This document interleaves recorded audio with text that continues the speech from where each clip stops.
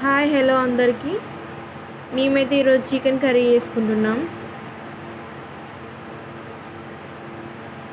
కారం వేసినాక కాసేపు అలా కలపాలి, మొత్తం కలిసేలాగా.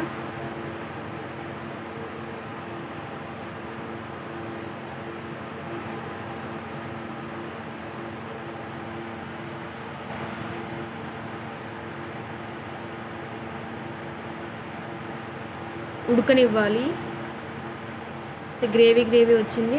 చికెన్లోకి అయితే మేము సంగటి అయితే చేసుకున్నాము. చాలా చాలా బాగుంది.